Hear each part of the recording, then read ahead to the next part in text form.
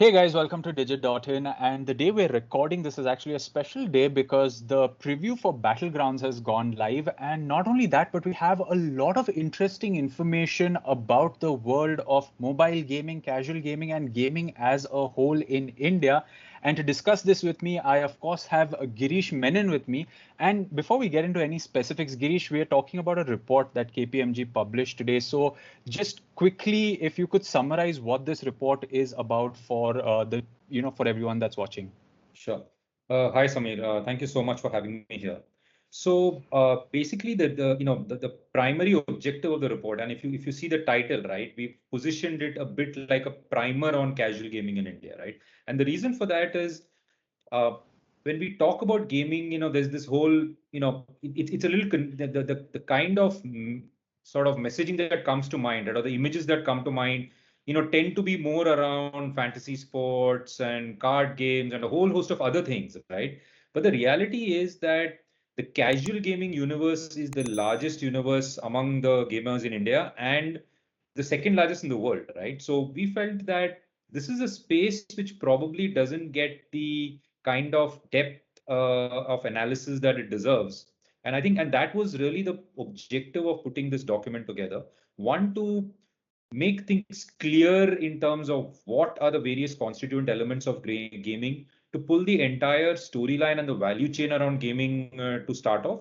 And then obviously from there, look a little bit into the future in terms of what's going to drive growth, what kind of growth is that going to be, what are the kind of levers, and then talk a little bit also about what are some of the long-term drivers which have got the ability to fundamentally change the way the gaming industry operates in India, right? I think so. Those are the various elements that we wanted to cover in the report, which is what you see.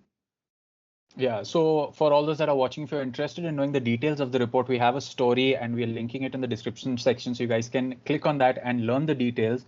And to begin with, one of the striking points that comes, especially in the first few pages, is the growth of mobile gaming in India. I mean, there is more than 50, 80, 100% growth in statistics. And of course, the reason for this has been the ongoing pandemic where people are staying at home. When their screen time is going up, it's more to do with playing games. But we're right now at a point where things are kind of opening up. And, this is that time of the ray of hope where people will be able to go back to the theater in the next 3 to 6 months to watch a movie, go back to the mall, go to other recreational activities. Do you think that this spike or this immediate growth is a short-lived growth, or will this growth be sustained once things start opening up? So, there is a difference between what we call the spike that you're talking about and what we call sustained growth. They are two different things, and we've looked at it very differently, right? So when you look at our report, there is a analysis of what COVID did to the gaming industry, right? And yes, clearly at one level there were spikes. So between pre-pandemic to the first lockdown, right? Downloads went up, active users went up, time spent went up. All of those metrics spiked dramatically, right? But what was interesting for us to see is that after the lockdown, when you look at the next week or the next quarter after that, right?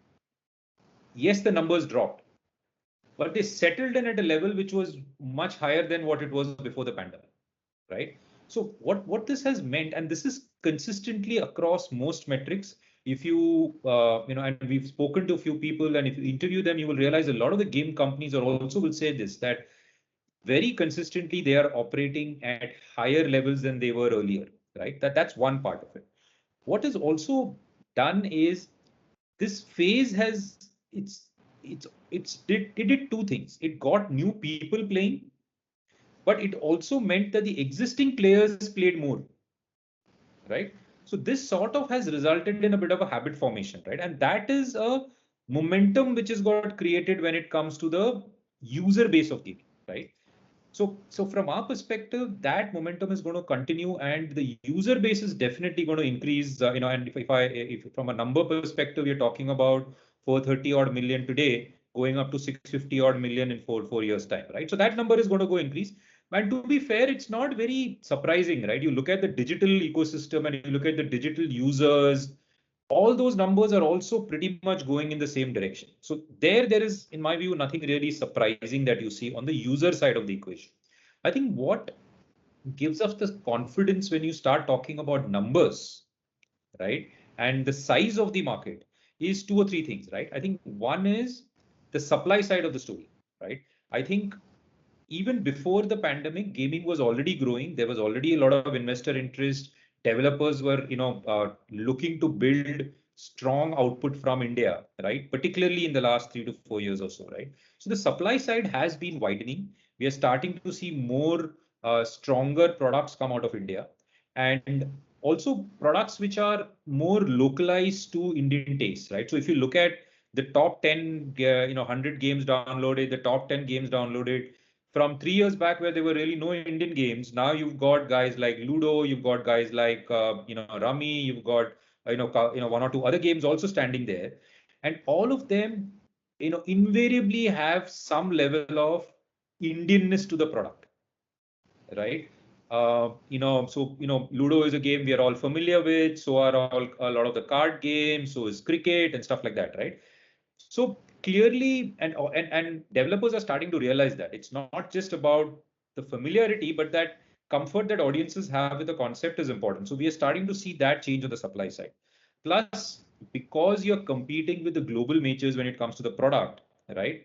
Your product also needs to be of that quality. And I'm not talking that it has to be the quality of a hardcore or a mid-core game, but even a hyper casual or a casual game needs to stand, on its toes when it comes to, starting look at some of the global products. That's starting to change. So I think the supply side of the ecosystem is growing more and more stronger.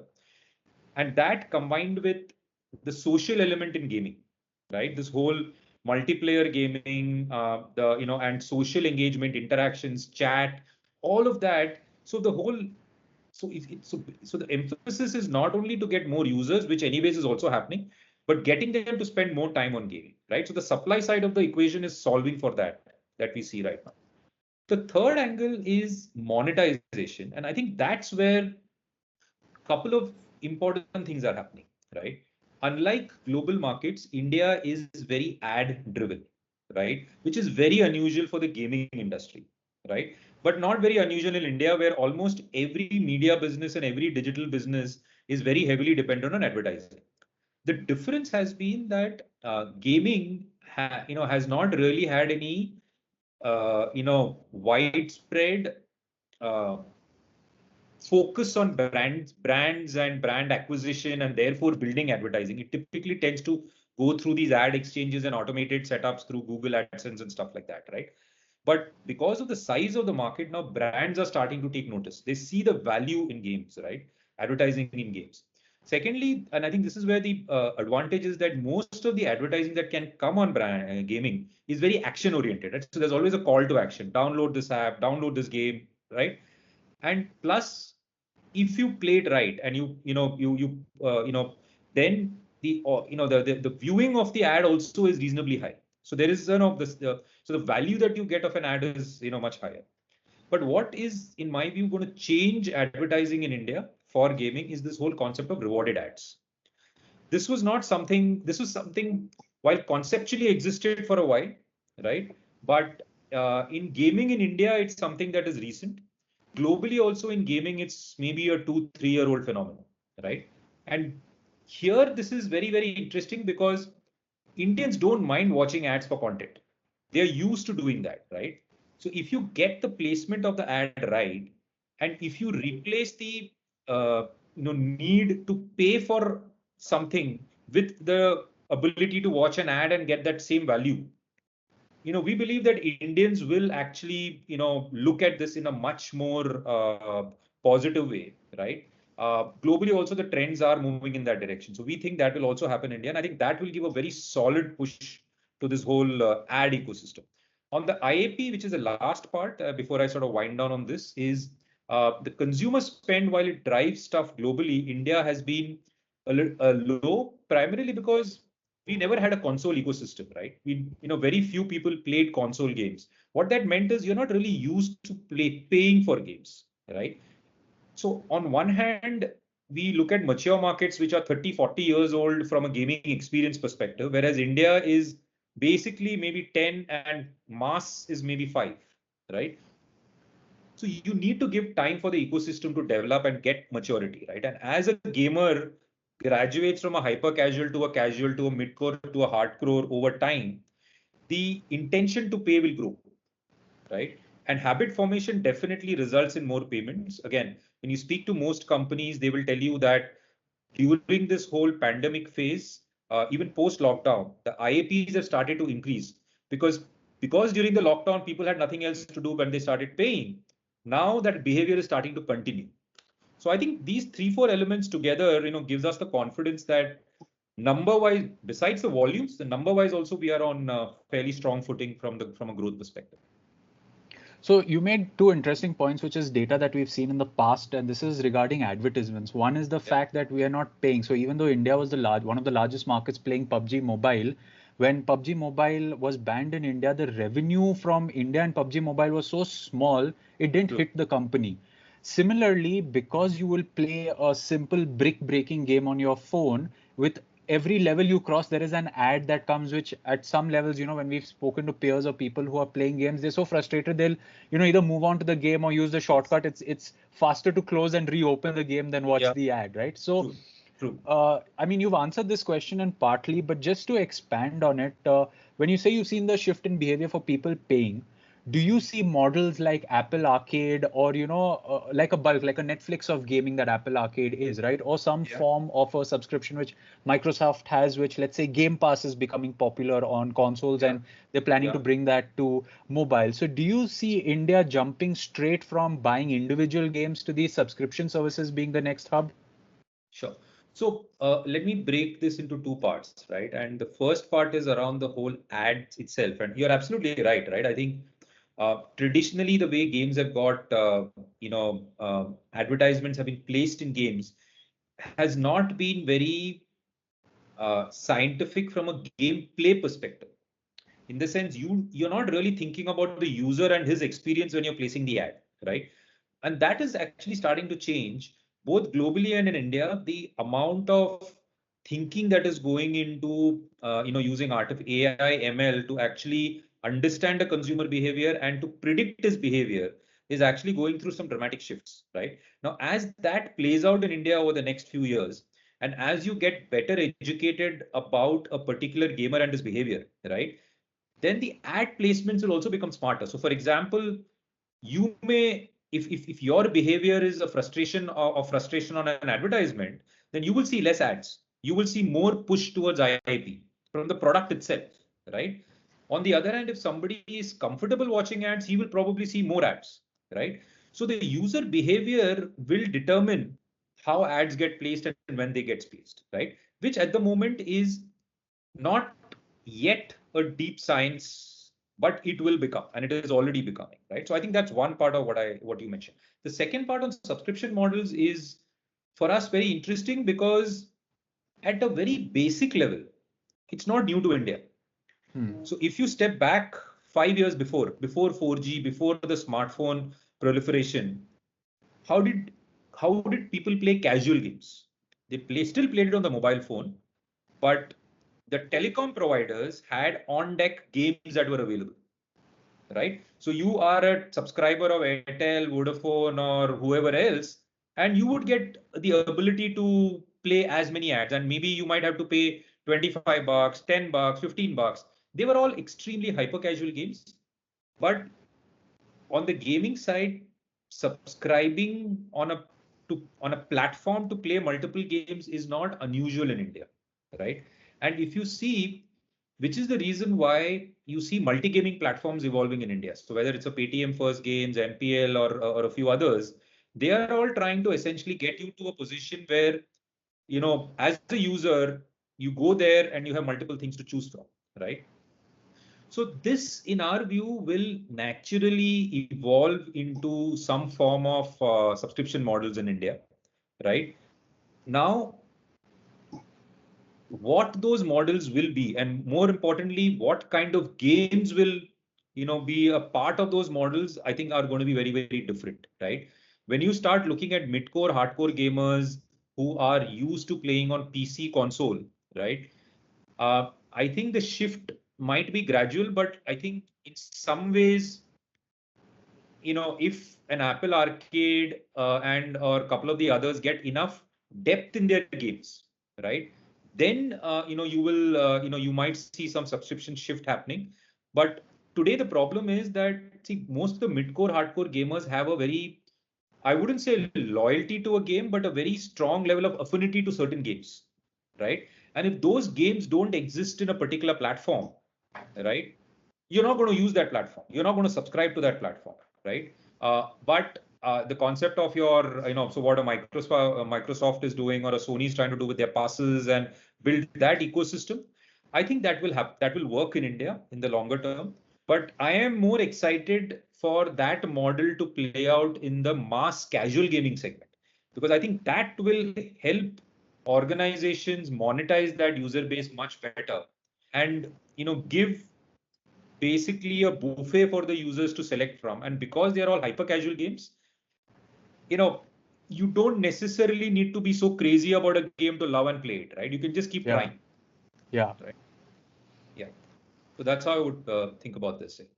So it's a very interesting day that we're having this conversation is today when Battlegrounds has come back to India finally, and we've been, a couple of my teammates have already gotten access to it, and it's just PUBG with a different skin on top of it. When we look at the history of these three games, PUBG, Call of Duty Mobile, and Free Fire, they have not only had a very dramatic impact on people who've had their first exposure to games, and these are slightly above casual games, like your mid-core games, that, like you would define it in your report. So these guys have had a loyalty to these games, but not only that, we've seen the birth of streamers in India who've probably never played a PC or console game, but are some of the best streamers because they're playing on mobile or tablets, these games. And after the PUBG ban till today, there was this kind of void, even though we had games like Call of Duty and Free Fire. So when you spoke about this loyalty and this, comeback of Battlegrounds, don't you think this will be a space where you will have very few players fighting it out for people's attention? That we've already seen three games do it, and one is still on top despite being banned. So it's an interesting aspect to think about, right? Because see, at the end of it, it's not that people want to be restricted to these three games, right? It is also a function of supply of titles, right? But also discovery of titles, right? And I think that is where PUBG did very, very well, right? In terms of its strategy when they launched earlier, right? And not most, in fact, no other title has done it at that level, right? So when PUBG launched, they had actually had a sustained user acquisition effort, right? They actually advertised on TV, which was unheard of in India for a game to get advertised on TV, that too a mobile or a console game at that level, right? You see console ads, right? But you never saw titles being advertised at that scale, right? And what that did was it enabled discovery. Because on one hand, they did the acquisition. Two, because it was mobile, it opened up a whole new genre of users who, honestly, if they had access to a console, they would probably be among the top console gamers in the world. It's just that, maybe they couldn't afford or whatever else, right? But with mobile and with, discovery of the product through or of PUBG, it sort of enabled PUBG to get that leg up. If you look at everybody else, right, what has happened is because there's been no sustained user acquisition effort, or that effort is very narrowly focused on hardcore gamers. What that means is that the user base for these games is very fragmented, right? A Call of Duty doesn't go out to 50 million Indian consumers and tell them, try this, right? It's probably got 3 or 4 million core users who it reaches out to saying my next version is coming or whatever else, right? What that has meant is that 50 million is now spread across many, many games rather than gravitating towards, two or three big ones. So I think that lesson is an important one, is that one, obviously you need to have extremely solid gameplay, right? Which can help you build that affinity for a particular product. But just having a great game is not enough. If you want scale in India, you need to spend on acquiring and retaining users, which is a lesson, honestly, most of the digital businesses in India do very well. They've learned that, right? Whether it's e-com or most of these other guys. But I think the gaming space doesn't do enough of that, right? And I think that is an area definitely to be thought through if you want to build scale for on the other titles that exist. So now that we've seen the penetration of games, like even family, everybody has a mobile phone, and family members are aware that their children are playing on, a fighting game, an action game on the mobile. Have during your researches in the gaming space, have you come across the changes in the social stigma that parents have usually had? Gaming is a solitary activity; it's not going to lead a career anywhere. It was always the don't do this kind of a thing, right? So have you seen a change in that? And if you can talk a little bit about your experiences with the people you've interacted with on that change.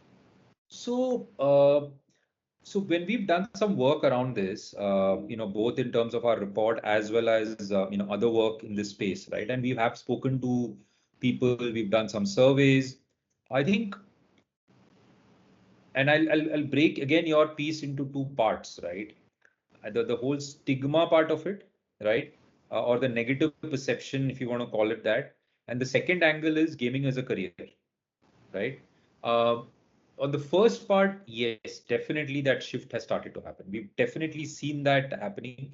Um, it had already started before the pandemic, but I think the pandemic sort of partly reinforced that behavior because parents honestly realized you can't just keep telling the kid no. You're not going to let the kid go down to play. I mean, what so Yeah. you got to give him something, right, as an alternative for engagement and enjoyment.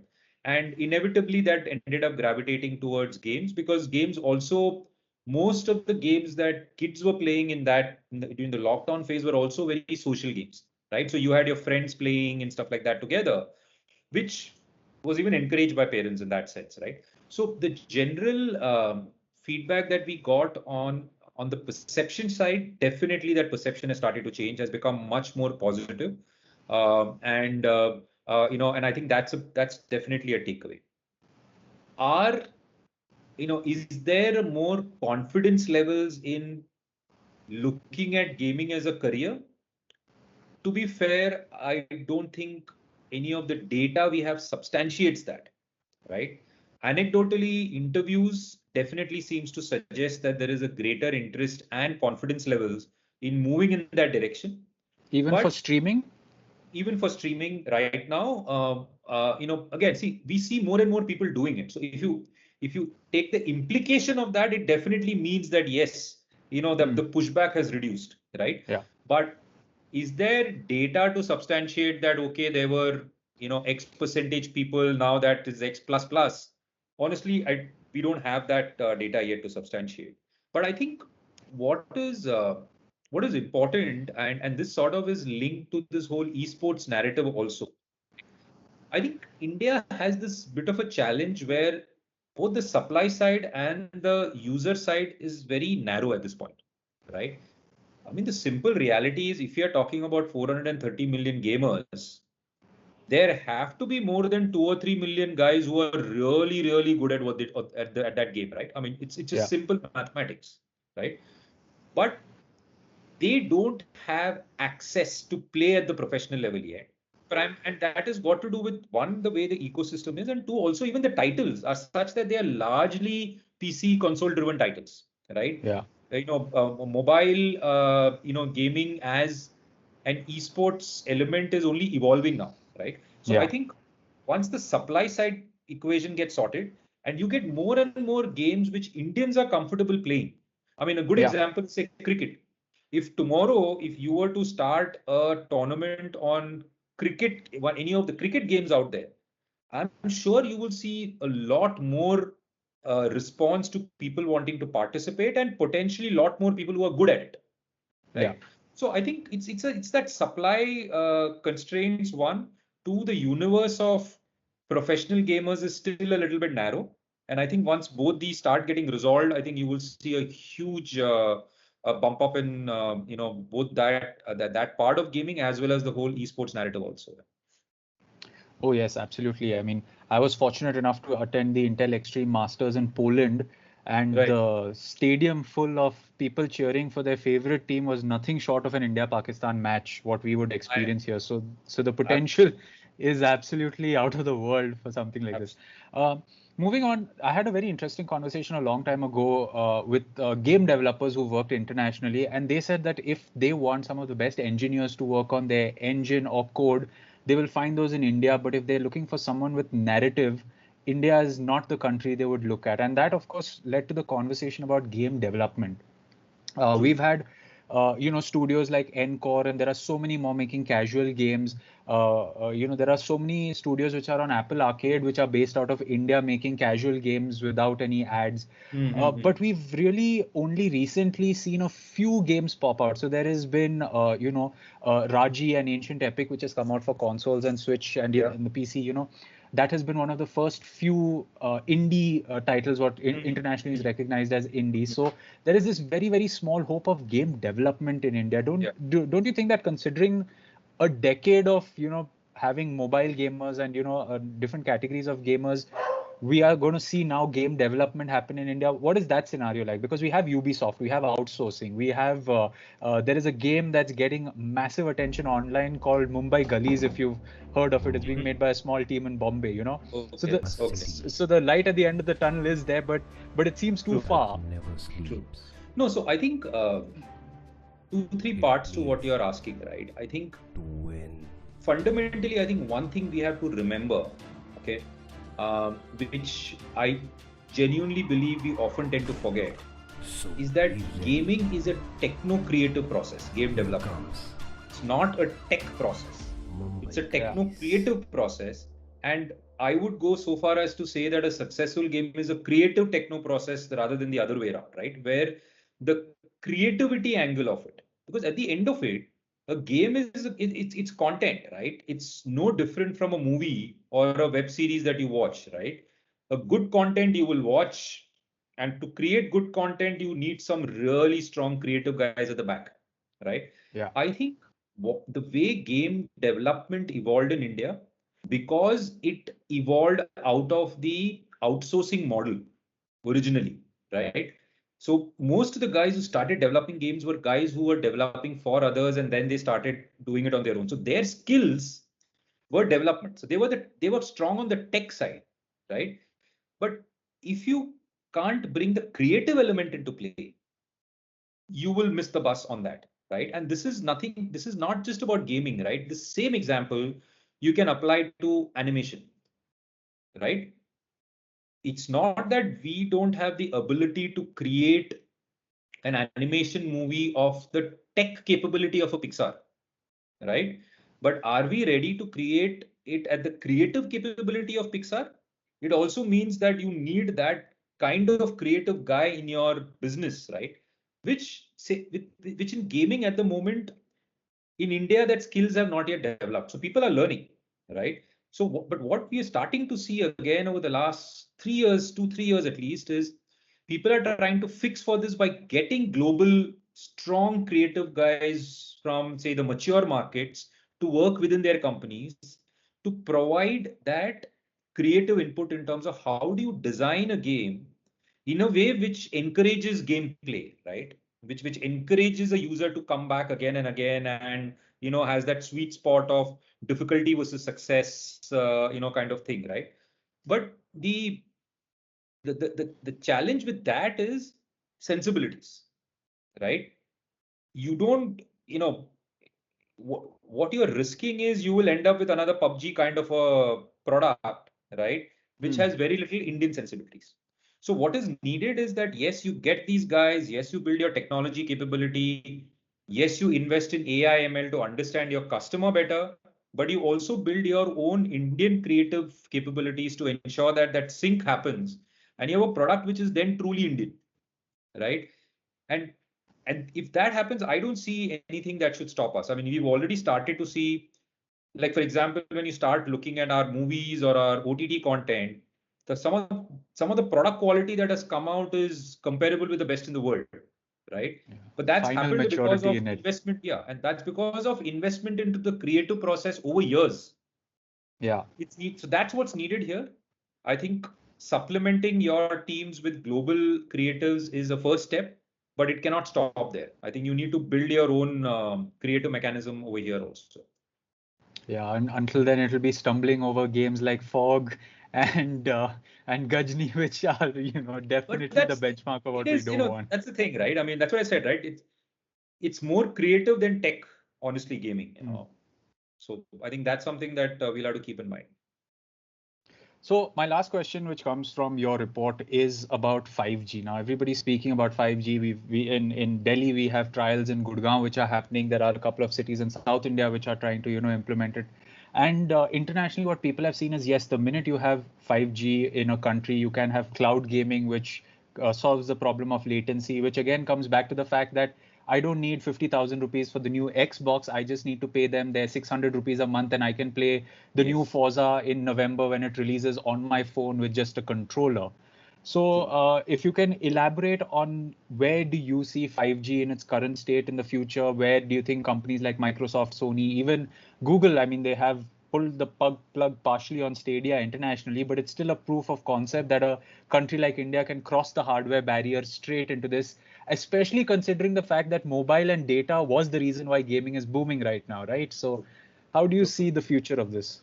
No, so you hit the nail on the head in that sense, right? I think we are very bullish. So again, let me break it into two angles to this, right?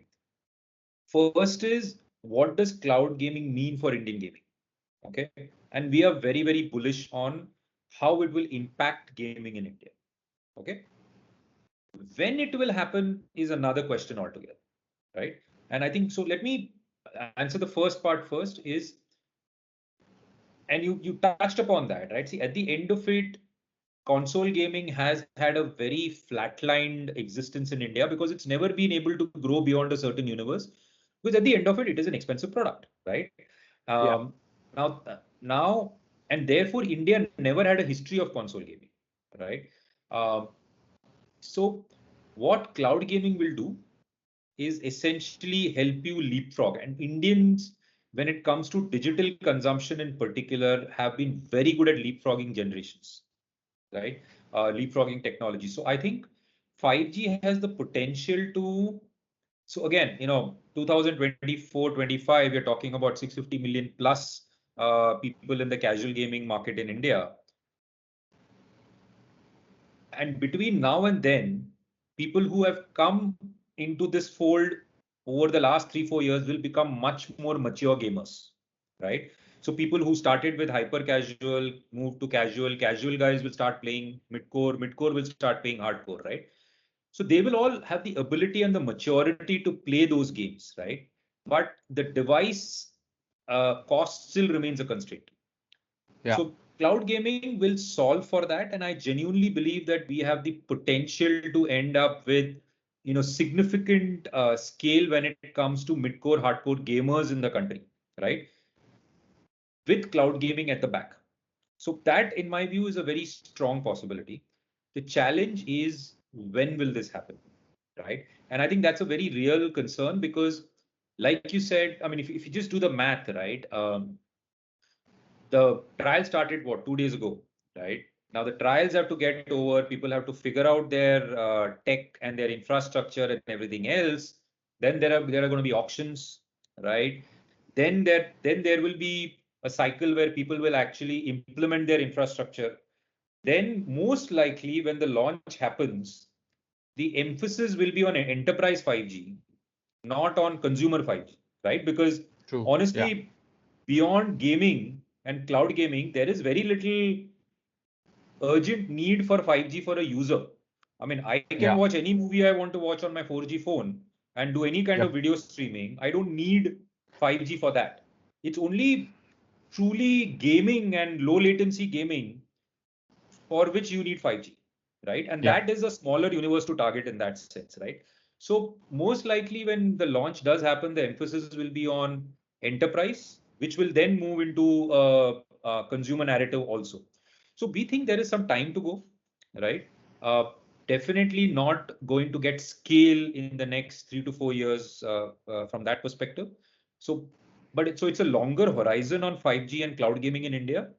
But when it does happen, the potential to change the Indian market is very large. Yep. So those were all the questions that I had. Is there anything else that you would like to touch upon that I may not have asked you in the questions? No, I think we are good. I think actually we've covered most of the critical elements that we are talking about in the report. Yeah. So thanks for that.